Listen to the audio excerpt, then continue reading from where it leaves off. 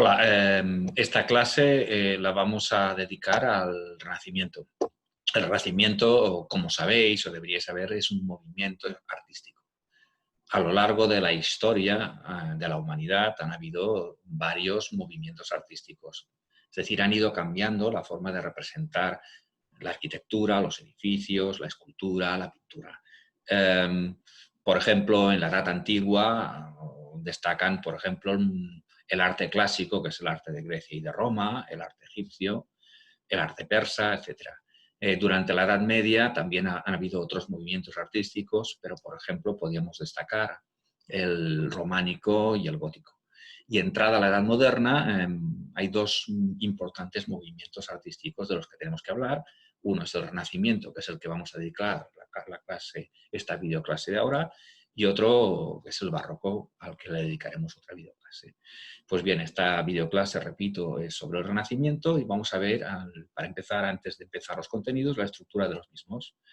¿Qué veremos en esta videoclase sobre el Renacimiento? Primero hablaremos de algunas ideas básicas sobre el Renacimiento y nos referiremos a las tres artes visuales o las tres artes plásticas con las que se suele estudiar la historia del arte, que son la arquitectura, la escultura y la pintura. De la arquitectura del Renacimiento nos referiremos a las características de la arquitectura y haremos el análisis de dos obras arquitectónicas del Renacimiento, ¿vale? Que son dos de las más importantes, que son la cúpula de la Catedral de Santa María dei Fiori y la Basílica de San Lorenzo, las dos de Brunelleschi. De escultura también hablaremos de las características y analizaremos en esta ocasión tres obras: los relieves del Batisterio y los Davids, el de Donatello y el de Miguel Ángel. Y de pintura, pues también estudiaremos las características y nos centraremos en el análisis de cuatro obras: la Gioconda, el nacimiento de Venus, la creación de Adán y el matrimonio Arnulfini. Y para terminar la videoclase hablaremos un poco sobre la figura del genio de Leonardo da Vinci, que es una de las figuras fundamentales para el estudio del Renacimiento. Bien, pues empezamos ya con la videoclase del Renacimiento y explicamos qué es el Renacimiento y las características del Renacimiento. Bien, el Renacimiento es un movimiento artístico, es una forma de hacer arte, es un estilo determinado de hacer arte que aparece en la Edad Moderna, es decir, a partir del siglo XV, y que la forma de hacer arte del Renacimiento es romper con cómo se hacían las cosas artísticamente durante la Edad Media. Es una ruptura de lo que se hacía, de la forma de hacer arte que había en la Edad Media. No es una ruptura grave, sino que se mantienen algunas tendencias de la Edad Media, pero se aportan cosas nuevas. ¿Qué cosas nuevas son las que se aportan durante el Renacimiento? Ahora hablaremos cuando nos referimos a las características. Hay que decir que el Renacimiento aparece en Italia. De hecho, es en Italia donde van a haber los principales artistas y las principales obras del Renacimiento. El lugar de Italia en el que aparece es Florencia. ¿Vale? Hay que decir, acordaros que durante la Edad Moderna Italia no existe, el país de Italia no existe aún, pero existe la lengua italiana, ¿vale? Y existen ciudades italianas. Una de las más importantes era Florencia. Florencia en aquellos tiempos estaba sobre todo controlado, el poder estaba controlado por una familia que se llamaban los Médicis, ¿vale? Que eran patronos, eran muy ricos, muy poderosos, y los Médicis fueron especialmente los que encargaron las obras de arte. No eran los artistas, eran los que pagaban y patrocinaban a los artistas, los mecenas que se llaman, para que hiciesen obras de arte. Tradicionalmente el Renacimiento se divide en dos partes. El 400, que es el 1400, ¿vale? Del 1401 al 1500, que es el siglo XV. Y el Cinquecento, ¿vale? Que es del 1501 al 1600, que es el siglo XVI, ¿vale? Son dos partes del Renacimiento, el 400 y el Cinquecento. Y repito, el Renacimiento aparece en Florencia, se difunde por Italia y luego por el resto de Europa, por algunos países de Europa, como Francia, Inglaterra también, España, Portugal, ¿vale? Los estados alemanes, porque el alemán tampoco existe, etcétera, etcétera. Muy bien. Características del Renacimiento. El Renacimiento es la vertiente artística del humanismo. a ver, si vosotros os acordáis o habéis estudiado el humanismo es un movimiento cultural que aparece en la Edad Media, perdón, a principios de la Edad Moderna, que rompe con la Edad Media. Es decir, el humanismo y el Renacimiento son cara y cruz de la misma moneda. Lo que pasa es que el humanismo es la vertiente cultural, la vertiente de los científicos, de los filósofos, de los escritores.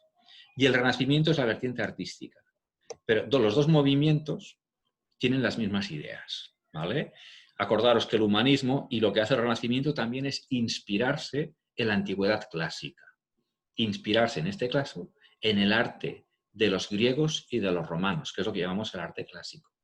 Porque, como pasa con el humanismo, con que la intención es no hacer o hacer cosas distintas o romper con las ideas de la Edad Media, lo que hace los autores del Renacimiento es estudiar las ideas que había antes de la Edad Media, las ideas del mundo clásico, ¿vale? De los grandes filósofos, de los grandes artistas de Policleto, por ejemplo, Mirón, grandes artistas de la época de Grecia y de Roma, y no se centran ni estudian ni se inspiran en los artistas de la Edad Media, ¿vale? Y debido a que precisamente los artistas del Renacimiento se inspiran e imitan las obras del arte clásico, también utilizan los ideales que tenían los artistas del arte clásico para hacer sus obras. ¿Cuáles eran los ideales de los artistas clásicos, que también son los ideales del Renacimiento? Buscar la belleza ideal, ¿vale? Es decir, reflejar en los rostros de los hombres, en los cuerpos, en la anatomía de los cuerpos de hombres y mujeres, lo que ellos consideran que sería la belleza, ¿vale? Un ideal de belleza. Es decir, no retratan, aunque sí que se hacen a veces retratos, pero no retratan exactamente a las personas como son, sino como quieren que sean, y el ideal de persona, ¿vale? También en las composiciones arquitectónicas, escultóricas, y pictóricas, buscan que haya relaciones de armonía, que se contemplen con armonía, que haya equilibrio en las obras y que se muestre la perfección, ¿vale? Que son ideales del arte clásico que también adopta el Renacimiento, ¿vale? También hay mucho interés, que no lo había tanto en la Edad Media, en representar la naturaleza, en representar paisajes, ¿vale? Como aparece en esta obra que tenéis aquí, que es La Virgen de las Rocas de Leonardo da Vinci. Veis la importancia que tiene el paisaje y veis que los rostros de los personajes que aparecen en el cuadro son caras que son representaciones ideales de lo que Leonardo quería poner aquí sobre una virgen o sobre los acompañantes de la Virgen, ¿vale? Y veis que en el cuadro hay cierta sensación de serenidad, de equilibrio, de armonía, de tranquilidad. Es algo muy propio del Renacimiento, ¿vale? Y también con el cuerpo humano, intentan representar el cuerpo humano ideal o cierta belleza en los rasgos del cuerpo humano, ¿vale? Porque como si el humanismo estudia el hombre, se centra en el estudio del hombre, el Renacimiento también lo hace. Estudia en la representación artística del hombre, es muy importante, del cuerpo humano, ¿vale?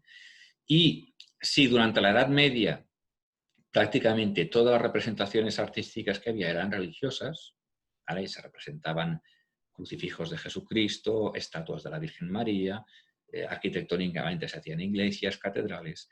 En el Renacimiento se empiezan a buscar otros temas para las obras, ¿vale?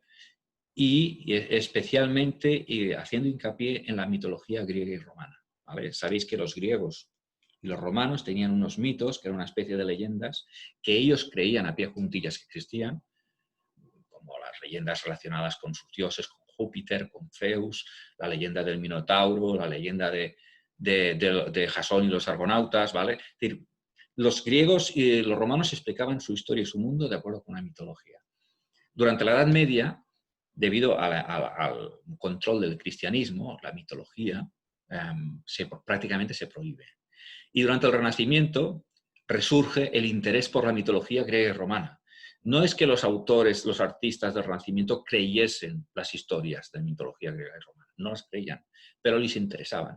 Les interesaban porque dentro de esas historias pues, ahí se reflejan pasiones humanas, se reflejan acontecimientos muy importantes, ¿vale? Les interesaba como si fuesen como las películas hoy en día, como historias de ficción que tenían su interés para ellas, ¿vale? Por lo tanto, durante el Renacimiento hay un interés en estudiar y en representar la mitología griega y romana. Bien. Y otro paso importante que se da en el Renacimiento que ponemos aquí, y es que los autores de las obras ya no tienen la categoría social de artesano, ¿vale? Los artesanos eran gente del pueblo, y eran tratados como gente del pueblo, no eran importantes. Cuando se hacía una obra con los artesanos no estaba bien remunerada y no era importante el nombre del autor, ¿vale? A partir del Renacimiento, la persona que hace la obra de arte tiene un reconocimiento social, tiene cierta importancia, su nombre es importante, ¿vale? Por ejemplo, los mismos Médicis trataban directamente con los artistas del Renacimiento, porque ya eran figuras importantes en aquella época. Hay tres grandes autores del Renacimiento, son los tres más conocidos, que son evidentemente Leonardo da Vinci, Michelangelo Buonarroti y Rafael Sanzio. Los tres evidentemente son italianos porque el Renacimiento tiene una especial importancia en Italia, ¿vale? También tendrá ecos en Francia, en España, en otros países europeos, pero especialmente es importante en Italia, ¿vale? Pues bien, una vez hemos explicado las características del Renacimiento, vamos a empezar estudiando como se hace siempre cuando se estudian movimientos artísticos, las tres artes distintas, que son la arquitectura, la escultura y la pintura. Arquitectura, empezamos con arquitectura, evidentemente construcción de edificios y de otras infraestructuras. ¿Cómo era la arquitectura del Renacimiento? Características. Bueno, pues probablemente una de las características más importantes de la arquitectura del Renacimiento es que claro, como hemos dicho, el Renacimiento se inspira en el arte griego y clásico, se vuelven a introducir elementos arquitectónicos que se utilizaban en el arte griego y clásico. Por ejemplo, si os acordáis de los templos griegos y romanos, del arte clásico, perdón, hay muchas columnas, hay arcos de medio punto, hay cúpulas, hay frontones. Pues en el Renacimiento vuelve a hacerse lo mismo. Bien, aquí en esta fotografía tenéis una imagen de un edificio no griego-romano, aunque se lo parezca, sino del Renacimiento italiano. De hecho, se llama Villa Capra, también se le llama La Rotonda. Fue planificada y construida por Palladio, que es un arquitecto importante del Renacimiento italiano, y está por la región del Véneto, es decir, cerca de Venecia. Pues bien, si vosotros os fijáis en los elementos de este edificio, veréis que tiene columnas, ¿vale? Como si fuesen las columnas de un templo griego, ¿vale? Por lo tanto, uso de elementos del arte clásico. Este triángulo que hay aquí en la fachada es lo que llamamos frontón, que aparece en templos griegos como por ejemplo el Partenón de Atenas, ¿vale? Pues también en el Renacimiento. Incluso en esta villa aparece arriba de todo una pequeña cúpula, ¿vale? Que es un elemento que se intentó construir y se construyó en el arte romano y también lo hacen aquí. Y el uso de arco de medio punto, si veis aquí a la izquierda, este arco así, esta forma de arco es lo que llamamos arco de medio punto, que eso sí, es un arco que también aparece en la Edad Media, por ejemplo, en los arcos de los claustros de los monasterios. Pues también se utiliza el arco de medio punto mucho en la arquitectura del Renacimiento, ¿vale? Y pues nada, pues es esa imitación de la arquitectura que hacen de la imitación de la arquitectura griega y romana. Tanta admiración que sentían por este tipo de arquitectura tan armoniosa, tan matemáticamente calculada, etc. ¿Bien? En el Renacimiento, prácticamente por primera vez, se empieza a estudiar teóricamente la arquitectura. Hasta antes del Renacimiento, incluso arquitectos del gótico y del románico que diseñaron catedrales enteras no tenían estudios teóricos previos. Todo se basaba en la práctica y en aprender de copiar e imitar lo que hacían los otros. A partir del Renacimiento se empiezan a escribir obras sobre arquitectura para que la gente pueda estudiar y tenga estudios teóricos de arquitectura, ¿vale?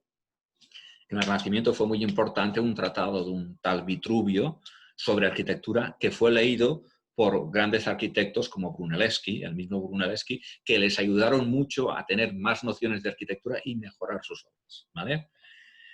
La perspectiva. Bueno, la perspectiva es importante en la arquitectura, pero también especialmente en la pintura y incluso en la escultura. Y hablaremos bastante de la perspectiva, ¿eh? La perspectiva es cómo representar en el espacio diferentes objetos que están a distancias distintas, ¿vale? Si os fijáis vosotros aquí en la Villa Capra veis que las escaleras y la fachada principal con las columnas tiene una distancia distinta de la del resto del edificio. Y esto le da cierta estética al edificio. Es decir, la perspectiva, las distancias, la forma de tratar las distancias hace que la obra gane en belleza estética, ¿vale? Aquí se ha trabajado, el autor ha trabajado mucho la perspectiva, ha hecho que hayan distintas distancias y las ha modelado para que visualmente sean más agradables de ver los edificios, ¿vale? Obras importantes de arquitectura en el Renacimiento. Nosotros vamos a hacer el análisis de dos obras, la cúpula de Santa Maria dei Fiori, la Basílica de San Lorenzo, pero por ejemplo otras es el templete de San Pietro in Montorio de Bramante, que está en Roma. Pero bueno, nos vamos a centrar en dos obras de Brunelleschi, de Filippo Brunelleschi, que es el gran arquitecto del Renacimiento. Y las dos están en Florencia. Pues vamos a hacer dos análisis de dos obras arquitectónicas del Renacimiento. La primera es la cúpula de Santa Maria dei Fiori, que la tenéis aquí fotografiada, esta cúpula, ¿vale? Santa Maria dei Fiori es la catedral de Florencia, ¿vale? También se le llama el Duomo. El autor de la cúpula de la catedral de Florencia fue Filippo Brunelleschi, ¿vale? Tipo de obras, aquí estamos haciendo un pequeño desglose de la obra. Tipo es arquitectónica, el tema es religioso porque es una catedral, es la catedral de Florencia donde se construyó, y el estilo renacentista, ¿vale? Pero aquí no nos estamos refiriendo a la catedral, sino especialmente a la cúpula que se construyó. ¿Qué podemos decir de la cúpula? Bueno, primero añadiremos que la catedral de Florencia se llama el Duomo, ¿vale? Y que lo más destacado de esta catedral precisamente es una de las cosas que se construyó más tarde, más al final, la cúpula octogonal, porque está formada por 8 lados, ¿vale? Aquí tenéis 3, pero hay 4 más. 2 en los 2 lados, que no vemos, y 3 detrás. La cúpula, por lo tanto, es octogonal, está rematada con una linterna. La linterna es lo que hay aquí arriba de todo, que está un poco cortado, por la foto que fue una idea de Brunelleschi para que entrase luz dentro de la cúpula, ¿vale? Fue la cúpula más grande que se había construido en aquellos tiempos. De hecho, construir una cúpula era una obra de ingeniería muy difícil y se habían construido poquísimas. Los romanos consiguieron construir una muy importante en Roma, que es el Panteón. De hecho, cuando Brunelleschi construyó la cúpula del Duomo, se inspiró en la cúpula del Panteón de Roma, ¿vale? Hay otra cúpula, por ejemplo, ya se había construido en la Catedral de Santa Sofía, en Constantinopla, que es lo que hoy en día es Estambul, ¿vale? Pero fue la cúpula de Brunelleschi fue en sus tiempos una obra de gran ingeniería, una gran demostración en su tiempo de lo que podía hacer el hombre a nivel arquitectónico, ¿vale? Como por ejemplo en el siglo XIX fue construir la Torre Eiffel, o como en el siglo XX fue construir los grandes rascacielos. Pues en estos tiempos la gran obra de ingeniería arquitectónica que hizo el hombre fue esta cúpula de la Catedral de Florencia, ¿vale? Otra cosa que podemos decir, por ejemplo, es el campanile. El campanile es este campanario que tenéis que está en el otro extremo, que es muy bonito y muy esbelto. Ya había sido construido antes de la cúpula, ¿vale?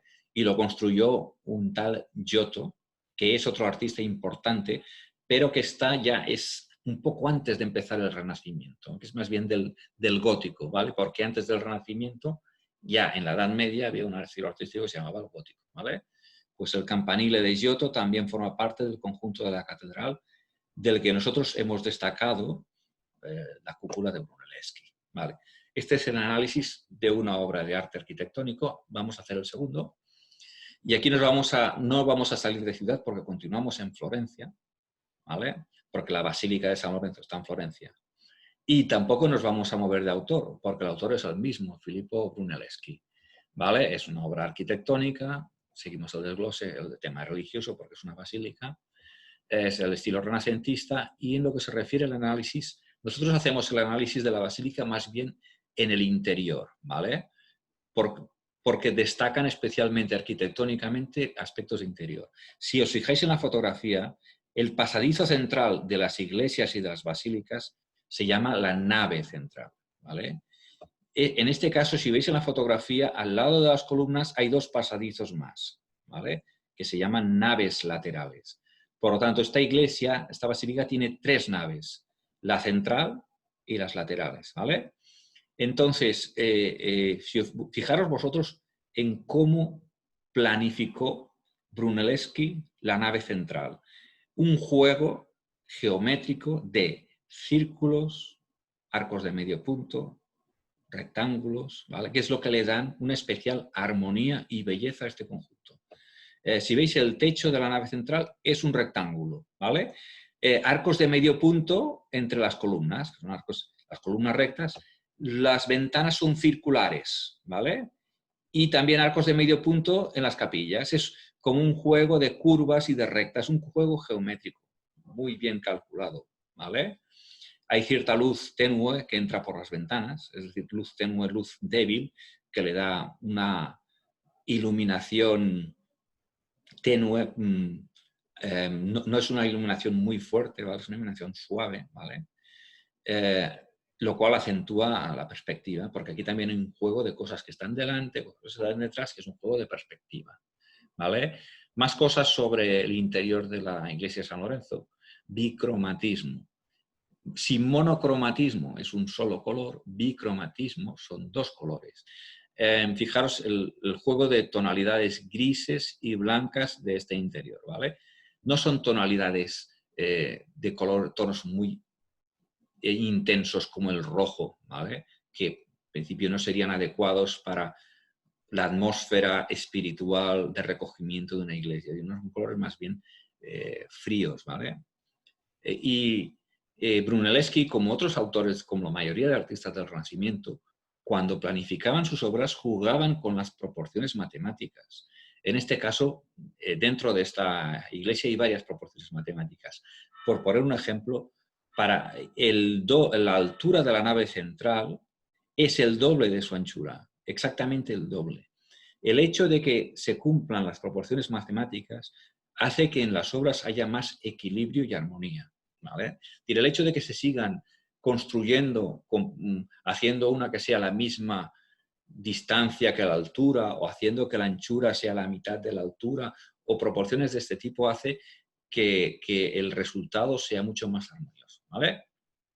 Bien, pues hemos hecho un análisis de una segunda obra arquitectónica del Renacimiento, que en este caso es la Basílica de San Lorenzo, en Florencia.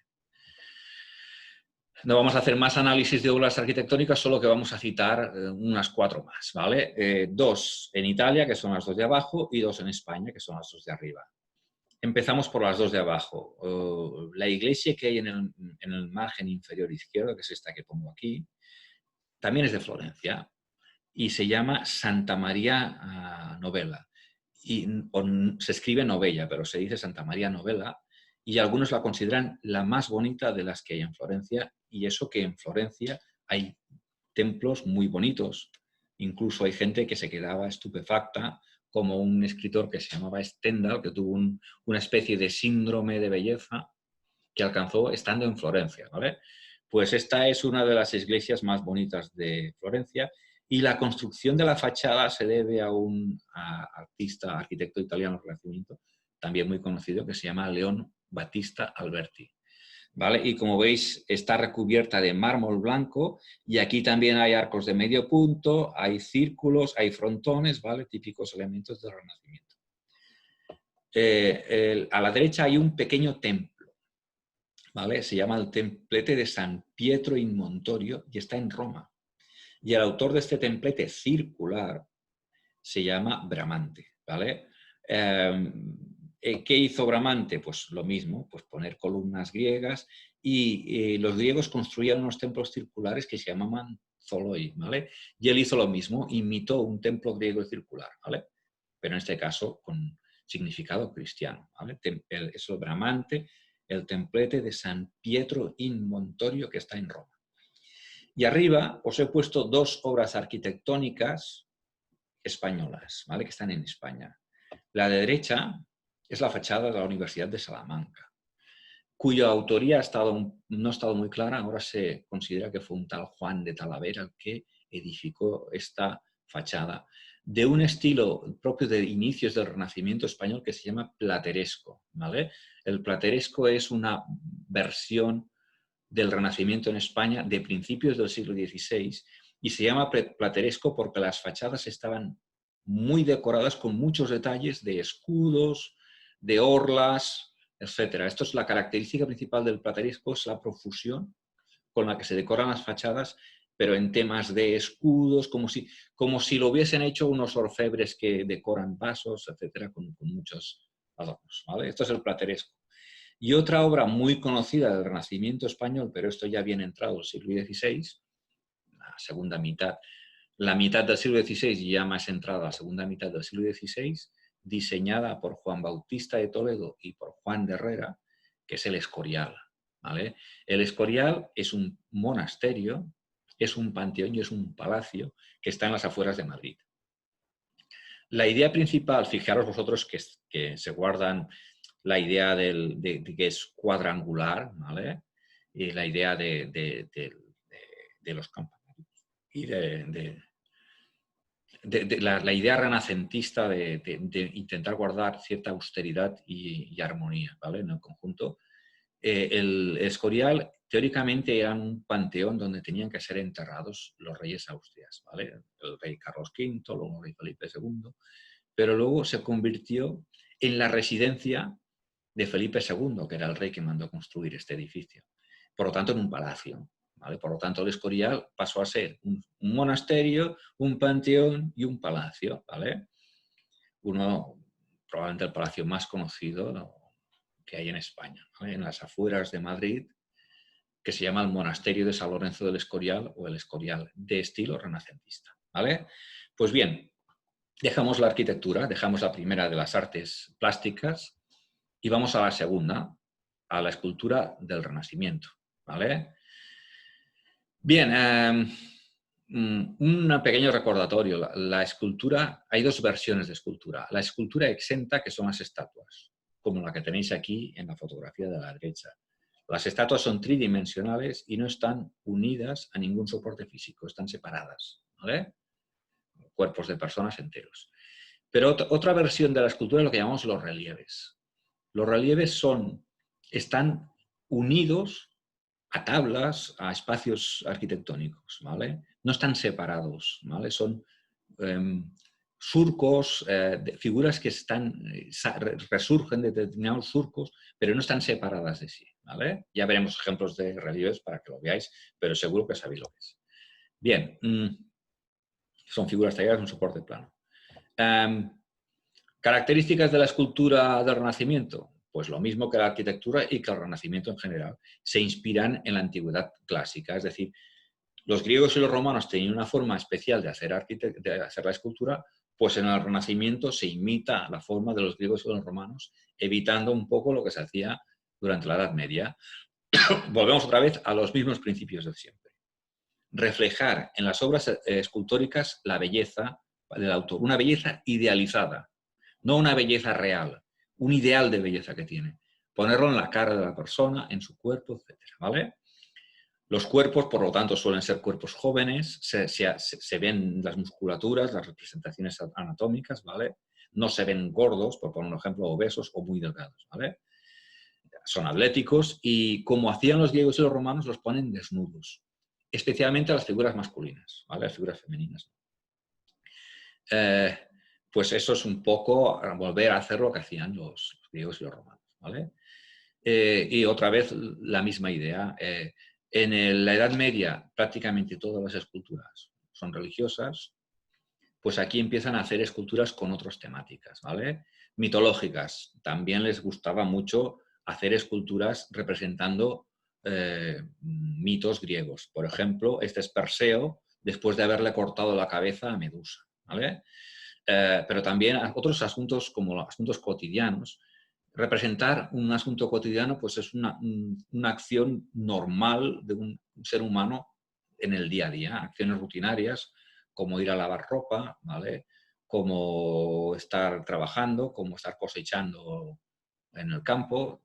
Es decir, Este tipo de acciones que antes no tenían ningún tipo de importancia para los artistas, las acciones cotidianas empiezan a tener importancia a partir del Renacimiento. Y otro tipo de tema de obra que se hace mucho en el Renacimiento, que eso sí que también se hacía en la Edad Media y se había hecho siempre, es el retrato, ¿vale? El retrato no es nada más que representar a una persona o un grupo de personas o a dos personas, ¿vale? En una escultura, una persona con sus facciones reales, ¿vale? Es decir, que una persona real que está viva o incluso muerta se vea representada en una escultura o en una pintura, ¿vale? Eso es el retrato, que también es un tema que aparece en las esculturas del Renacimiento, ¿vale?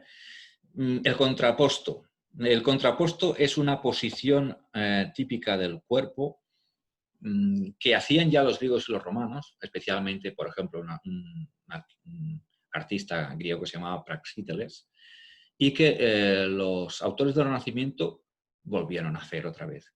El contraposto se hace para evitar que un cuerpo esté totalmente recto. Solo se inclina levemente. Es decir, el contraposto es una inclinación leve del cuerpo para que el cuerpo no se vea muy rígido, ¿vale? ¿Y cómo se hace esta inclinación? Pues moviendo un poco las piernas, haciendo que una pierna esté recta y la otra que esté un poco movida.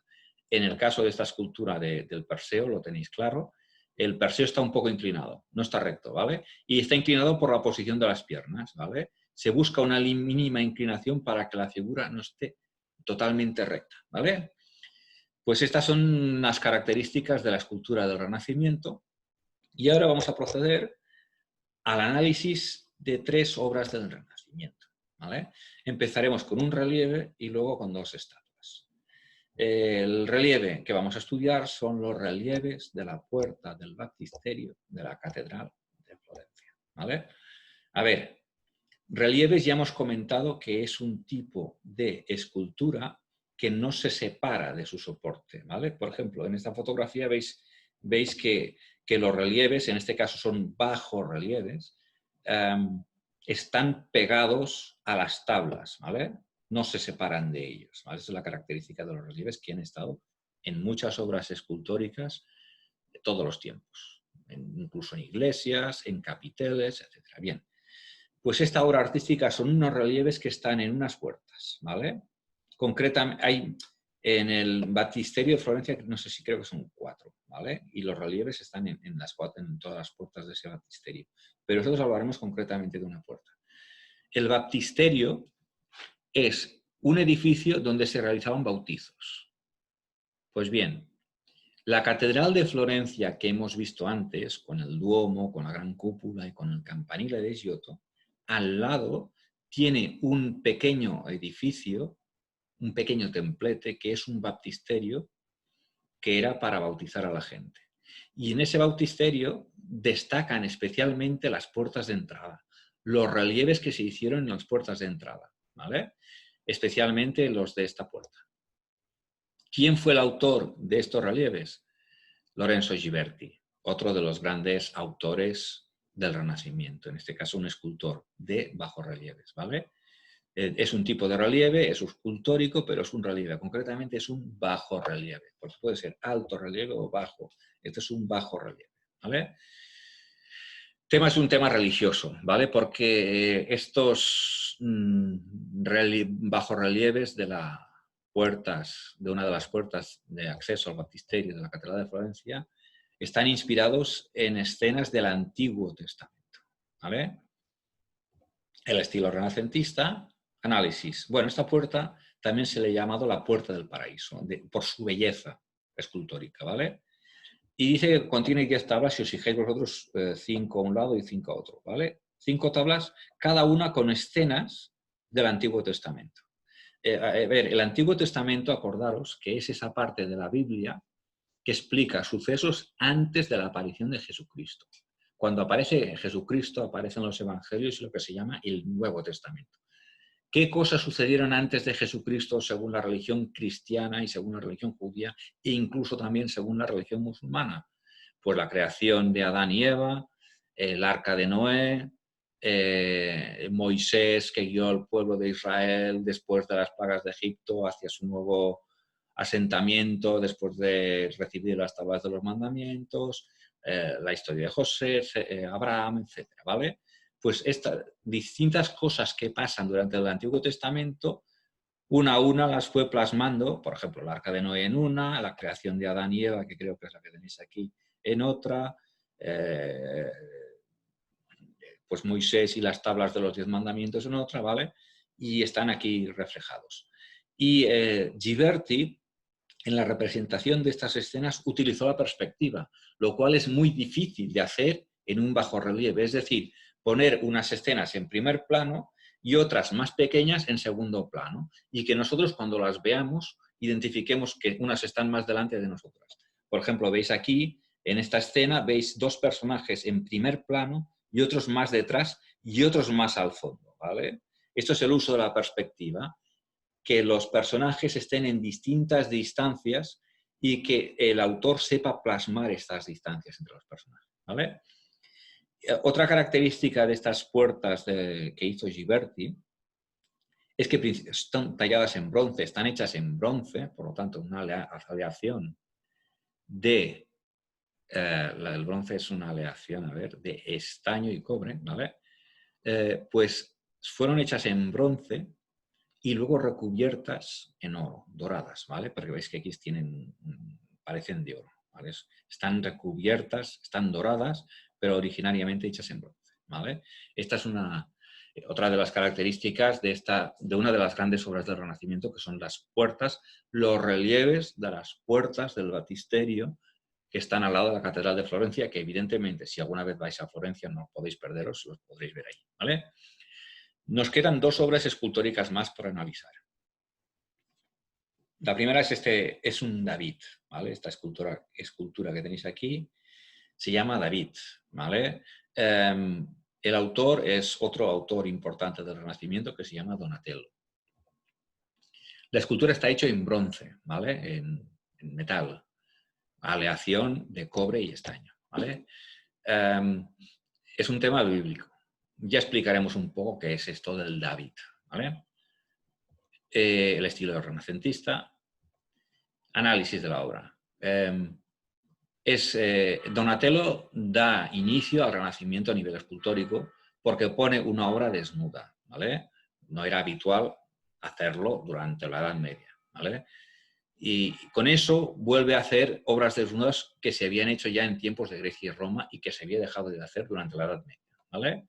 Evidentemente vemos el clásico contraposto. Fijaros que la figura está levemente inclinada, ¿vale? Con un juego de piernas que hace que se permita esa inclinación y así no esté muy rígida, ¿vale?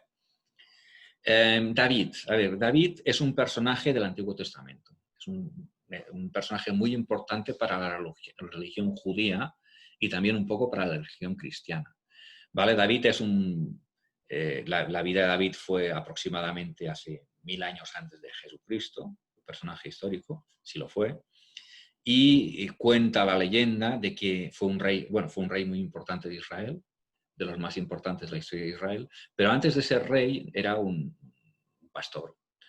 Y consiguió ser popular entre los de su pueblo después de matar a un gigante filisteo que parecía invencible y que se llamaba Goliat, y era enorme. Y lo mató lanzándole una piedra en la cabeza, a través de una onda. Una onda era un aparato que servía para lanzar piedras, un aparato muy antiguo, ¿vale? Pues David se le conoció por haber derrotado y matado al gigante Goliat. Y eso le permitió acabar siendo el rey de Israel. Pues bien, esta escultura representa al David que mató al gigante Goliat, ¿vale? Y tiene dos armas. En una mano, en la mano derecha, en su mano derecha, que es en nuestra izquierda, sujeta una espada. Esta espada teóricamente le sirvió para, después de haber matado a Goliat, cortarle la cabeza, ¿vale? Porque de hecho la cabeza de Goliat está bajo sus pies. Esto es la cabeza de Goliat, ¿vale? Y en el otro brazo sujeta una piedra, que se supone que es la piedra con la que mató a este gigante, ¿vale? ¿Por qué les interesaba a los italianos de Florencia representar esta escultura? Porque Florencia era un pequeño en relación con otros estados que eran muy grandes, ¿vale? Y la figura de David de un pequeño venciendo a un grande era una forma metafórica de representarse ellos mismos, ¿vale? Bien, entonces hay una cosa que desentona muchísimo. En los tiempos de David y Goliat no existía este tipo de sombreros que le cubren la cabeza, ¿vale? Lo pusieron especialmente Donatello porque es un símbolo del lugar de la Toscana. La Toscana es la región donde está Florencia, ¿vale? Por lo tanto, le pusieron esto como un símbolo de la región donde vivían ellos, ¿vale? La Toscana. Y bajo los pies tiene la cabeza de Goliat, ¿vale? Esta es una de las obras escultóricas más importantes del Renacimiento, con la que da inicio al Renacimiento porque es el primer desnudo que se presenta. Vamos a otra obra. Vamos a hacer el análisis de otra escultura del Renacimiento, de la tercera. Y la tercera, ya unos años, medio siglo más tarde, es este David. Es otro David, ¿vale? Es lo mismo. Quien venció a Goliat es la misma historia, pero representada con un autor distinto. El autor que representó este David, que es, yo creo, una de las esculturas más conocidas por la humanidad, es Michelangelo Buonarroti, que es uno de los grandes artistas del Renacimiento, ¿vale? Si el otro David estaba hecho en bronce, esto está hecho en piedra, concretamente en mármol, ¿vale? Es una escultura, el tema es bíblico, el tema es el mismo, es el rey de Israel que antes de ser rey se hizo famoso matando al gigante Goliat, ¿vale? El estilo renacentista. Y análisis de la obra. Si el otro David es más joven y más suave, no es tan corpulento, este sí que es, se le ve musculado, robusto. Y si el otro está en una posición serena, casi de descanso, este está tenso, ¿vale? Michelangelo lo puso expresamente tenso para que se le marcase bien la musculatura, para que se le viese bien la anatomía. Le interesaba que el cuerpo estuviese tenso y que la mirada la tuviese concentrada, fija en un sitio. Si os fijáis, está mirando algo. ¿A quién está mirando? Algunos dicen que a quien está mirando es al gigante Goliat porque esta escultura representa el momento anterior al enfrentamiento con Goliat. Otros piensan que no, que ya se ha enfrentado con Goliat y representa un momento posterior. No lo sabemos, ¿vale? Otra vez aparece el contraposto, esa ligera inclinación del cuerpo que tiene con las dos piernas en posición distinta para que así no aparezca la figura rígida, ¿vale? Y, a ver, esta escultura es muy conocida, ¿vale? Es una gran representación anatómica del cuerpo humano. Y lo que sí que se ha observado es que los artistas del Renacimiento guardaban que se hiciesen muy bien las proporciones, pues están desproporcionadas. En esta escultura la cabeza y los brazos son más grandes que el resto del cuerpo, están desproporcionados en relación con el resto del cuerpo. Y con que pensamos que Michelangelo, que era un genio, no se le pudo pasar por alto una situación de este tipo, entonces suponemos que lo hizo expresamente. Y la idea es, ¿por qué hizo más grande la cabeza y los brazos del cuerpo? Una sugerencia que hay es que precisamente las dos partes importantes para ser artista, que es lo que era Michelangelo, son la cabeza para diseñar la escultura y los brazos para hacerla. Entonces sería una idea, o también precisamente la cabeza y los brazos son las partes más importantes del hombre en su progreso, en las acciones que realiza en el mundo. También podemos pensarlo así, ¿vale? Este David se encuentra en Florencia, ¿eh? Probablemente la escultura más conocida del Renacimiento, el David de Michelangelo Buonarroti, ¿vale? No vamos a hacer más análisis de obras escultóricas, pero sí nos vamos a referir a tres más, ¿vale? Una es una estatua ecuestre que está en la Piazza de San Marcos, en Venecia, ¿vale? Y es de otro autor, artista importante del Renacimiento, que se llama Verrocchio. Ya se había hecho, el propio Donatello, como hemos hecho antes, ya había hecho una estatua ecuestre de un tal Gattamelata que se encuentra en Padua. En este caso, Verrocchio lo hizo del condottiero, de una especie de comandante muy importante en Venecia, que a veces era el que mandaba en Venecia, que se llamaba Bartolomeo Colleoni, ¿vale? Es una estatua ecuestre, a caballo. Ya se habían hecho durante la época romana estatuas de este tipo, como la de Marco Aurelio, y el Renacimiento también le interesó representar a un genio militar. No hay una imagen más de poder, de mando, que la de un general montando a caballo, ¿vale? Como en este caso en Venecia. Hizo Verrocchio. Y he puesto dos estatuas más del mismo autor, probablemente el mejor escultor del Renacimiento, que es Michelangelo Buonarroti. Una es el Moisés, que se encuentra en Roma, y otro es la Pietà, que también se encuentra en Roma, concretamente en el Vaticano. La expresión de mal genio que a veces ponía, la terribilidad que se llama, que a veces Miguel Ángel ponía en sus personajes. Moisés, que es un santo y un gran profeta de las religiones judeocristianas, aparece aquí enfadado, ¿vale? Probablemente es el momento en que descubre que el pueblo que él ha dejado un momento para irse arriba al monte Sinaí a recoger los 10 mandamientos, ha cambiado de religión y se ha desmadrado. Cuando él baja del monte Sinaí, descubre que su pueblo, al que ha abandonado unos días para recoger las tablas, se ha desmadrado y adora a dioses distintos que al Dios propio de la religión judía. Y en ese momento se enfada y rompe las tablas. Quizás esta expresión de genio y de tensión que aparece en el Moisés de Miguel Ángel sea porque se refiere a este momento. Y una expresión totalmente más serena y tranquila, dulce y triste, la de la Virgen de la Pietà, en el momento en que recibe el cuerpo de su Hijo, de Jesucristo. También destaca muchísimo los pliegues de su túnica, el trabajo que tuvo que hacer de los pliegues de la túnica que viste la Virgen María, ¿vale? La Pietà que se encuentra en el Vaticano. Muy bien. Dejamos la escultura y nos queda la tercera arte visual del Renacimiento, muy importante, que es la pintura, ¿vale? La pintura también hemos de hablar de las características y volvemos otra vez a dar énfasis al ideal de belleza, al ideal de equilibrio y de armonía, en este caso plasmado en las obras pictóricas, ¿vale? También es muy importante el paisaje y la naturaleza y en las obras pictóricas del Renacimiento, como vimos al principio de todo en la Virgen de las Rocas y como vamos a ver más tarde en otras obras. Influencia de la cultura clásica, de Grecia y Roma, como es habitual en todo el Renacimiento. También utilizan temas mitológicos y retratos, además de los religiosos, como pasa en la escultura y en la arquitectura. Pero en la pintura hay un descubrimiento importante, que es el descubrimiento de lo que se llama la perspectiva lineal, ¿vale? Y aquí probablemente tengamos que hablar un poco más de la perspectiva. A ver, la perspectiva es cómo representas las personas o los objetos en el espacio de un cuadro. A ver, nosotros cuando hemos hecho dibujos, ya de pequeños, dibujar casa con gente, etcétera, ya nos encontramos con el problema cuando dibujas algo en un papel, si pones a alguien detrás y otro más cerca, evidentemente hay que hacer el que está detrás de un tamaño más pequeño que el que está delante para que la persona que esté viendo el dibujo se dé cuenta de que están en distintas distancias. Porque cuando tienes que pintar, pintar es un plano bidimensional, pero en la realidad el plano es tridimensional. Nuestros ojos captan las distancias porque están adaptados a ello. Pero cuando haces un cuadro, las distancias las tiene que tratar la persona que está creando el cuadro, el pintor, en este caso.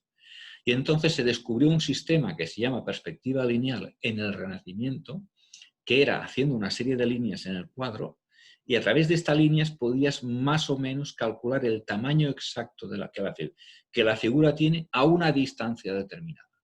Y estas líneas confluyen todas en lo que se llama un punto de fuga. Para explicar un poco más la perspectiva lineal, que tampoco nos tenemos que complicar la vida explicando esto, os he puesto aquí un cuadro de Rafael que se llama Los desposorios de la Virgen, que es el momento en que la Virgen María se casa con José, para que veáis cómo trata Rafael la perspectiva, porque aquí aplica una perspectiva lineal. De hecho, incluso el punto de fuga, es decir, las líneas imaginarias, pero que aquí no lo son tanto, son estas líneas que veis aquí, que hacen pequeños pasadizos de color blanco. Estas líneas le sirven a Rafael para calcular el tamaño que tienen que tener estas figuras de aquí, ¿vale? Porque hay distintas figuras en distintos lugares del espacio. Aquí hay unas figuras y en el fondo hay unas figuras aún más pequeñas, ¿vale? Los tamaños de estas figuras los ha calculado a través de unas líneas imaginarias que él ha dibujado. Todas las líneas confluyen en un punto central que yo creo que seguro que es esta puertecita de aquí. ¿Veis esta puertecita de aquí? Las líneas van y confluyen en esta puertecita y desde estas líneas él puede calcular las distancias y el tamaño de las distintas figuras. Le sirven para hacer estas figuras más pequeñas que estas que están aquí delante, pero que tengan la proporción exacta a la distancia que les corresponde. Esto es lo que se llama la perspectiva lineal, una forma matemática de calcular el tamaño de las figuras según las distancias, ¿vale? A través de un sistema de líneas que confluyen en un punto de fuga. Muy bien. Pues esto es la perspectiva lineal que se descubrió y se hizo en el Renacimiento. ¿Cómo hacían la perspectiva antes en los cuadros? Pues a ojo, ¿vale? ¿Qué significa ojo? ¿Tengo que poner a alguien un poco más lejos? Pues lo hago más pequeño. ¿Qué tamaño más pequeño lo hago? Pues lo calculo yo, más o menos será esto. ¿Vale? Aquí ya no es así, aquí ya es con proporciones matemáticas. ¿Vale? Bien. Los tres grandes pintores del Renacimiento son los tres grandes autores del Renacimiento, que ya los hemos dicho. Volvemos otra vez. Leonardo da Vinci, Michelangelo Buonarroti y Rafael Sanzio. Y ahora, después de hablar de las características de la pintura del Renacimiento, vamos a estudiar obras, vamos a hacer un análisis de obras específicas pictóricas del Renacimiento. Y empezamos con el nacimiento de Venus, este cuadro que tenéis aquí. Vamos a hacer un desglose de la ficha de la obra. El autor es Sandro Botticelli. Es una pintura sobre tela, ¿vale? Sobre un tejido, como son muchos cuadros. Evidentemente el estilo renacentista, el tema es mitológico, ya lo explicaremos un poco ahora, ¿vale? Análisis. A ver, ¿qué es un cuadro mitológico? Está relacionado con la mitología romana, con la diosa Venus. Bueno, resulta que la diosa Venus, Botticelli representó el momento en que la diosa Venus, después de haber nacido, ¿vale?, es trasladada sobre una concha, sobre la cáscara de una concha, va flotando por el mar sobre la cáscara de una concha hasta que desembarca en una isla, ¿vale? Y este es el momento en que la diosa Venus, después de haber ido navegando por encima de una concha, llega a la isla. ¿Quién le ha permitido navegar sobre la concha? Estos dos dioses del viento, el dios Céfiro y la diosa Cloris, ¿vale? Ellos han soplado para que ella pueda ir navegando y llegar a esta isla, ¿vale? Y le recibe una ninfa del bosque, que es la ninfa primavera, ¿vale?, que ya asociamos con una estación. Vale, pues este es el momento en que la diosa Venus llega a una isla que probablemente sea Chipre, ¿vale? Una isla del Mare Nostrum, del Mediterráneo. ¿Qué más podemos decir de este cuadro? Bien. Venus púdica, ¿qué significa? Es una Venus que se cubre sus partes íntimas, con los pelos y con las manos, ¿vale?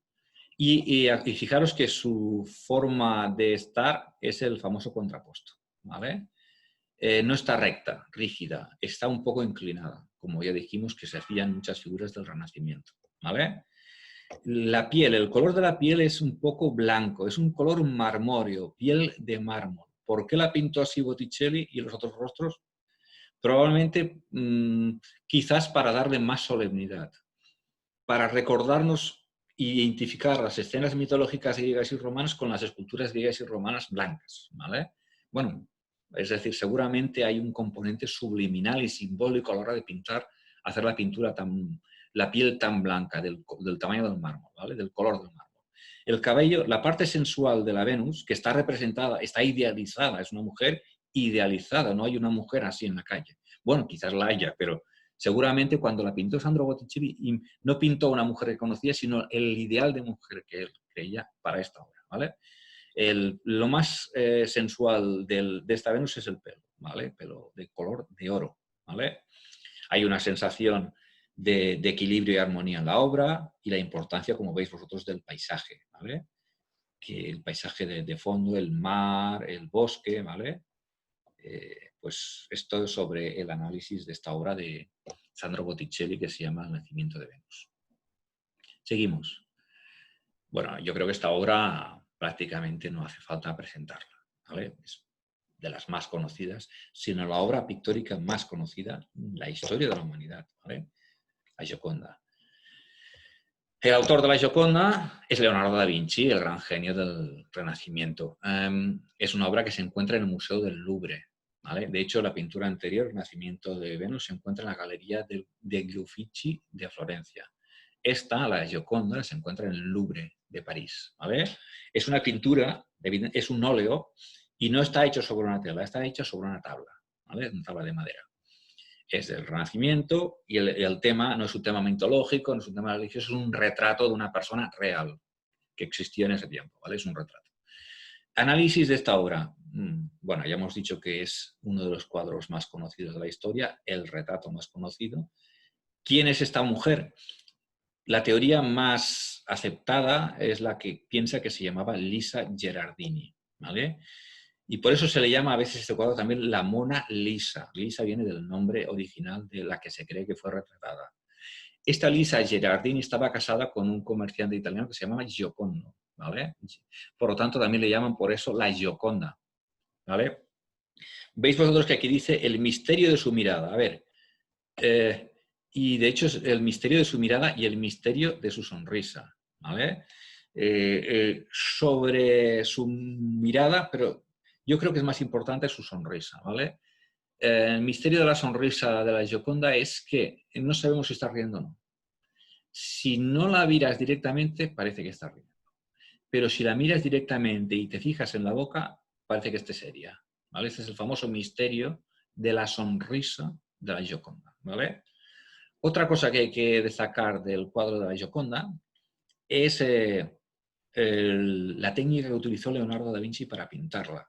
La pintó un poco con trazos un poco sueltos, con una técnica que se llama el esfumato. Es decir, esa técnica hace que, si os fijáis en el cuadro, parece un poco una postal, que es los colores están como imprecisos, como vaporosos, ¿vale? Es una técnica especial que le da un aire especial al cuadro, ¿vale? Es la técnica del esfumato. Uso de la perspectiva aérea. Es decir, veis que en el fondo hay un paisaje, ¿vale? Un paisaje natural. Leonardo eligió especialmente poner un paisaje natural al fondo. Sabemos que en todo caso la Gioconda estaba, porque aquí se ve una peana, estaba en un edificio, ¿vale? Pero con el paisaje natural al fondo. Para representar la distancia y el tamaño del paisaje de fondo, no utilizó la perspectiva lineal, sino otra perspectiva distinta que se llama sistema de perspectiva aérea. La perspectiva aérea consiste que la forma de representar los espacios, los objetos que están más lejos es difuminándolos, haciéndolo más borrosos, ¿vale? Esto es la perspectiva aérea. De hecho, nosotros cuando vemos las cosas que están en el fondo las vemos más borrosas. Pues esto es lo que hizo Leonardo en este cuadro. El paisaje de fondo, a medida que está más lejos, ponerlo más borroso. Perspectiva aérea, ¿vale? Otra vez, como hacían en el Renacimiento, representan la naturaleza, el paisaje al final, ¿vale? Incluso en este caso hay una conexión especial. Probablemente la naturaleza nos aparece aquí como madre y el retrato de la mujer también nos puede recordar a una madre, ¿vale? La conexión entre la maternidad femenina y la madre naturaleza. De hecho, eso es una impresión más bien personal. Quiero hacer dos puntualizaciones. Una es personal. Yo me he fijado que las mujeres que pintaba Leonardo, tanto como la que hemos visto antes, que es la Virgen de las Rocas, como la que vemos aquí, no eran tan sensuales como las representaban otros pintores. Parece como si que buscase de la mujer más el aspecto maternal. Pintaba más bien madres, ¿vale?, que no mujeres atractivas, que también pueden ser atractivas, pero desde un punto de vista maternal. Esa es la sensación que tengo yo del tipo de mujer que representaba Leonardo. Otra especificación, esto no lo digo yo, sino que han dicho otros, se ha llegado a especular, se ha llegado a decir que la persona que realmente retrató el cuadro es el propio Leonardo transformado en mujer, ¿vale? Es decir, que se ha llegado a afirmar que esto es un autorretrato de Leonardo transformado en mujer. Esto es una teoría que circula hoy en día.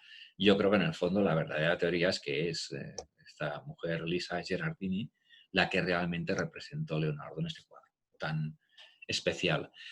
Otra puntualización, a principios del siglo XX fue robado este cuadro, ¿vale? Y durante más de un año estuvo desaparecido. Al final lo volvieron a encontrar, ¿eh? Y lo que realmente hizo famoso este cuadro fue el hecho del robo. A partir del robo se habló mucho de la Gioconda y se hizo famoso el cuadro, ¿vale? Bien, os dejamos la Gioconda de Leonardo da Vinci. Y vamos a otro cuadro, en este caso un fresco también muy conocido del Renacimiento, que es la creación de Adán, ¿vale? El autor de este fresco es otra vez Michelangelo Buonarroti, del que ya hemos hablado antes en la escultura, pero que también destacó en la pintura, ¿vale? Esto no es un cuadro, esta pintura, ¿eh? No es una tabla, es una pintura al fresco, es una pintura sobre una pared.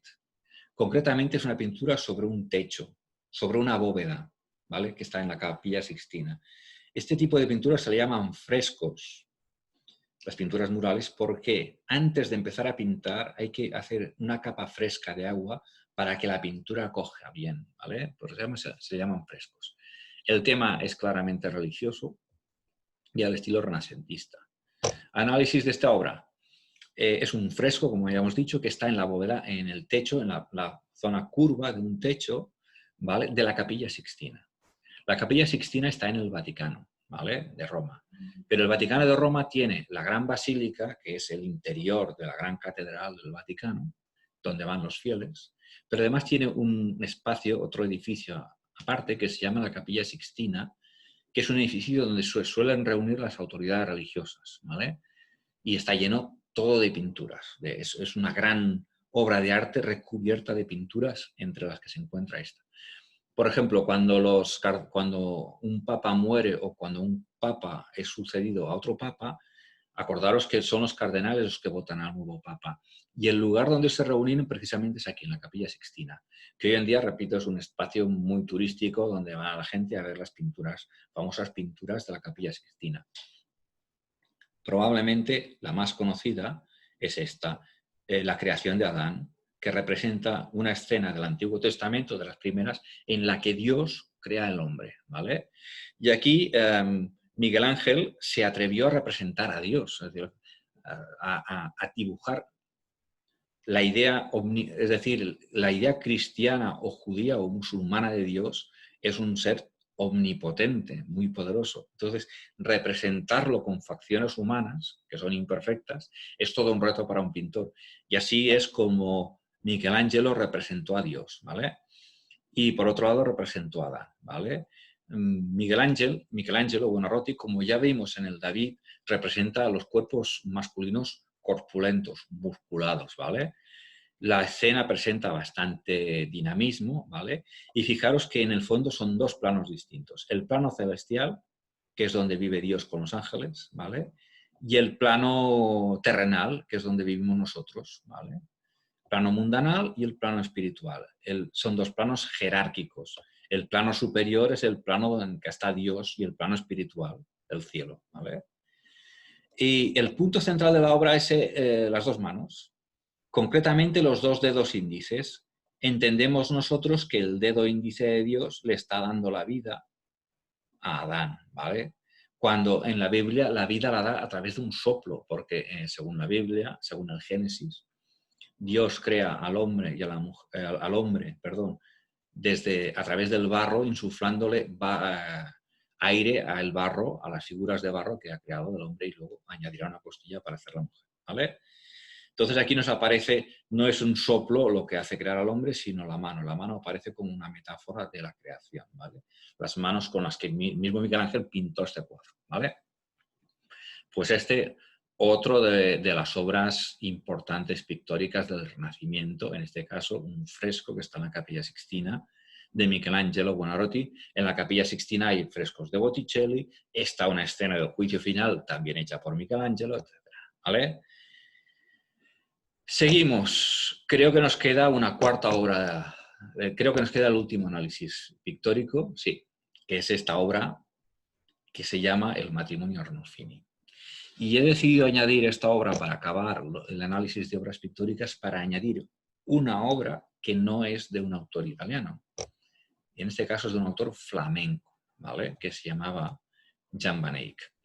A ver, Flandes es un territorio que hoy en día está un poco entre Bélgica y Holanda, ¿vale? Más bien forma parte de Bélgica, ¿vale? Que sepáis que Flandes más o menos sería esta zona, ¿vale?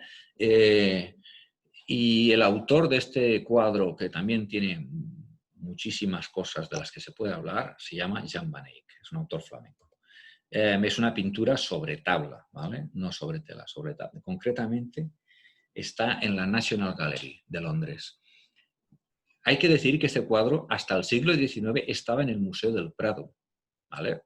Por lo tanto, se podía ver en Madrid. Pero desapareció un tiempo y luego volvió a aparecer en la National Gallery de Londres y allí se ha quedado, ¿vale? Una de las grandes obras del Renacimiento antes estaba en el Museo del Prado. Ya sabéis que en el Museo del Prado hay grandes obras del Renacimiento y del Barroco, pero esta también estaba. Ahora ya no está, ¿vale? ¿Qué tema es? Es el retrato de un matrimonio, de una pareja, que no sabemos si se están casando, si se han casado o se van a casar, ¿vale? Eso es un misterio que no está resuelto. Y es del Renacimiento. Sobre el análisis de esta obra se pueden decir muchísimas cosas. Sabemos que el señor de la izquierda es un italiano que se llamaba Arnolfini, un mercader rico, que estaba instalado en Brujas, en Flandes, ¿vale? Porque Jan van Eyck pintó este cuadro en Brujas, que es una ciudad de Flandes, donde estaba instalado este italiano que se llama Arnolfini con su mujer, ¿vale? Una de las cosas que más llama la atención de este cuadro es el detalle con que hay pintadas algunas cosas. Porque aquí en el fondo veis que hay un espejo. Pues bien, se sabe que en el reflejo de este espejo, en esta zona de aquí, que ahora no podemos detallar mejor, están pintadas las espaldas del matrimonio, de la pareja, y además de cara se ven dos personas. Una es el propio pintor que se ha autorretratado allí, y allí mismo lo dice en el reflejo, y otro es un sacerdote, lo cual la presencia del sacerdote nos hace pensar que quizás en este momento sea el que se están casando y que los está pintando. Pero esto no lo sabemos muy bien, ¿vale? Pero sabemos que el pintor fue tan detallista que representó en el reflejo del espejo dos personas de cara, que son el pintor y un sacerdote, además de ellos dos de espalda, que es lo que toca, porque están de frente dando la espalda al espejo, ¿vale? Fijaros vosotros la posición solemne, rígida de los dos personajes, porque el matrimonio es un sacramento, es algo muy importante, ¿vale? Y el uso de la perspectiva, de las distancias con la cama, con el mismo espejo, etc. La entrada de luz desde la ventana le da cierto aire, es una luz tenue, no es una luz fuerte. Pero probablemente de lo que más que haya que hablar de esta obra es del gran simbolismo que hay en la presencia de los objetos que hay en la obra, ¿vale? Y de objetos y de posiciones. Primero, el simbolismo de la autoridad paternal, de la autoridad del hombre sobre la mujer que se ve en este cuadro, ¿vale? Veis vosotros la posición un poco sumisa de la mujer, cómo el hombre le coge la mano y esa posición de la mano levantada como de autoritaria, ¿vale?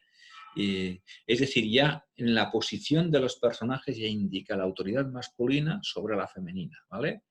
Pero hay muchos más símbolos aquí.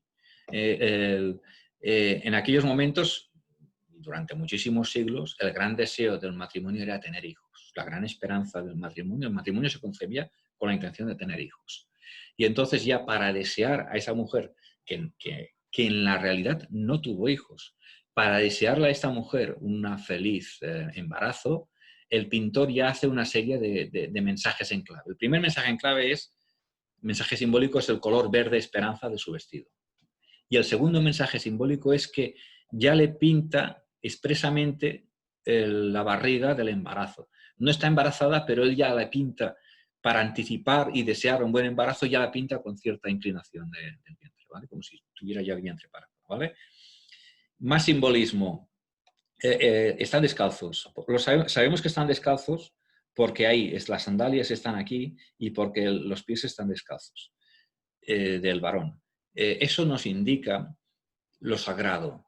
Los romanos y los griegos, para representar algo sagrado, le quitaban los zapatos. Una persona sagrada o haciendo algo sagrado, era aconsejable que no tuviera los zapatos puestos, ¿vale?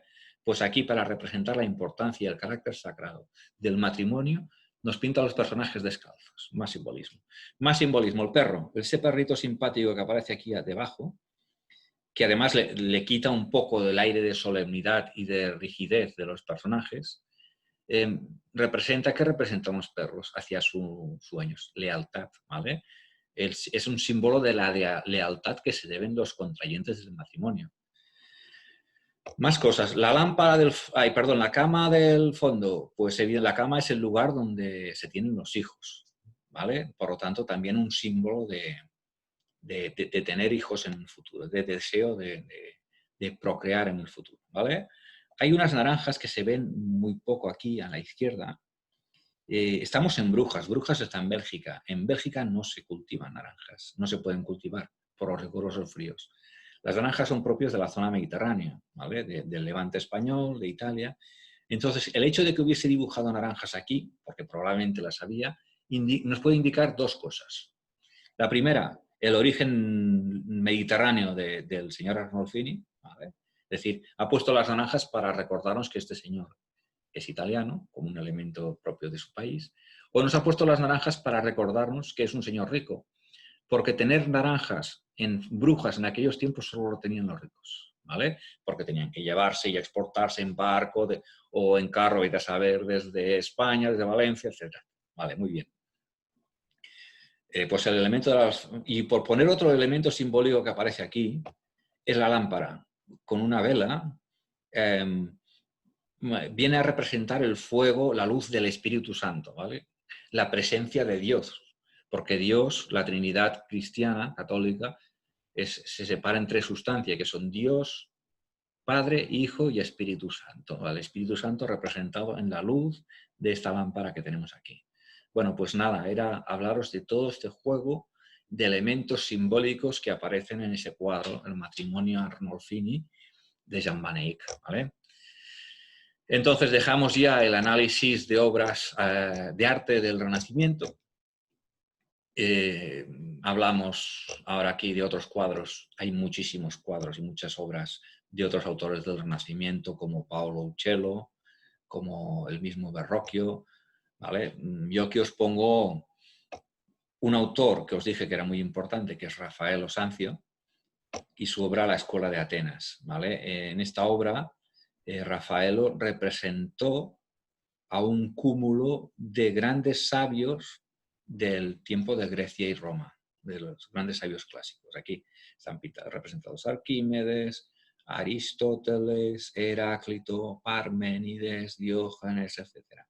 En el centro de esta obra están Sócrates, el filósofo Sócrates más anciano, y a su lado su discípulo, que lo fue Platón, ¿vale? Sócrates, Platón y otros grandes sabios de la antigüedad de Grecia y de Roma, puestos aquí en esta gran obra de Raffaello que se llama La Escuela de Atenas, donde además utiliza la perspectiva lineal.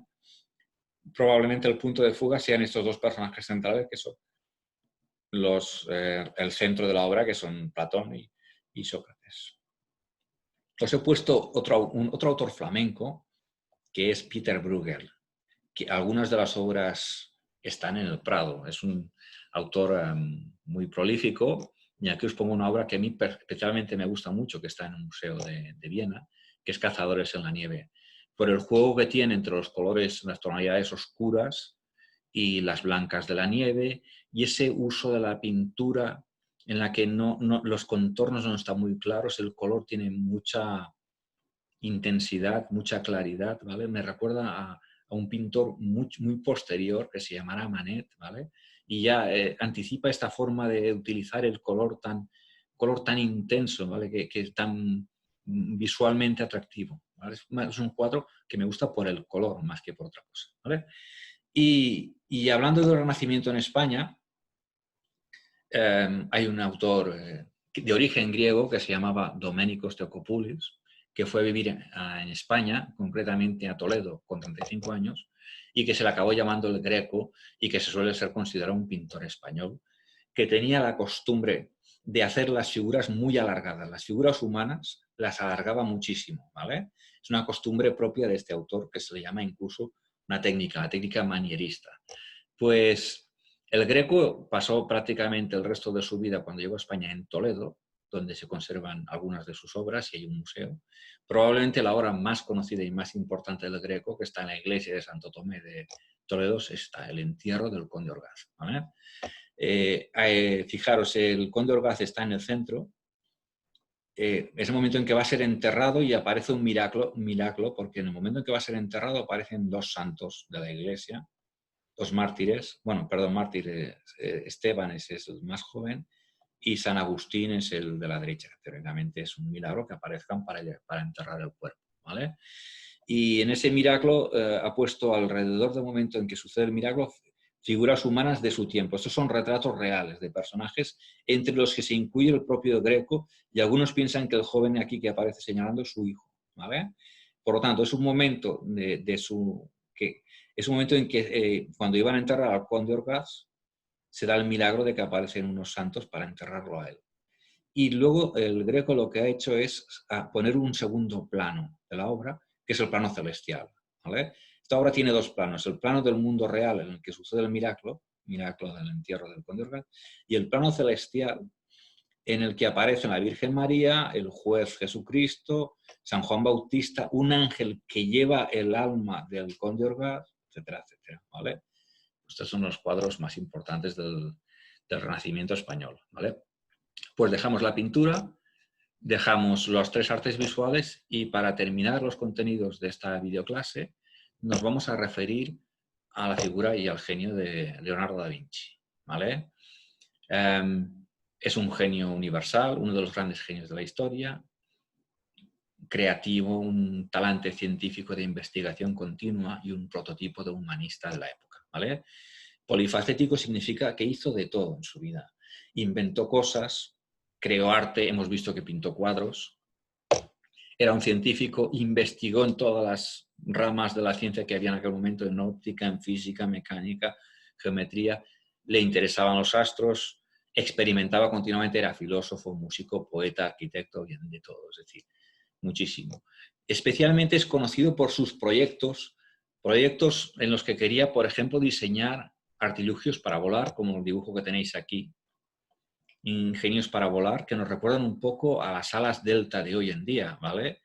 Que no, con ellos no consiguió volar hasta que no llegue el siglo XIX y los hermanos Montgolfier inventen el globo y luego los aparatos voladores a motor, los aviones con los hermanos Wright ya en el siglo XIX, hasta el siglo XIX no se empezará a volar. Pero Leonardo da Vinci ya en finales del XV y principios del XVI ya intentaba encontrar el aparato ideal para conseguir el vuelo, ¿vale? Imitando el vuelo de los pájaros. Incluso llegó a proyectar un tanque como el que tenéis dibujado aquí al final, accionado por caballos y con una serie de cañones a su alrededor. Incluso proyectó una idea de submarino, es decir, era un genio que se adelantó muchos siglos con ideas que luego, siglos más tarde, se acabarían aplicando, ¿vale? Pues esto es, con la idea, con el gran genio de la época que fue Leonardo da Vinci, despedimos los contenidos ya de esta videoclase. Solo añado las advertencias, las aclaraciones que tradicionalmente pongo al final, y con eso me despido.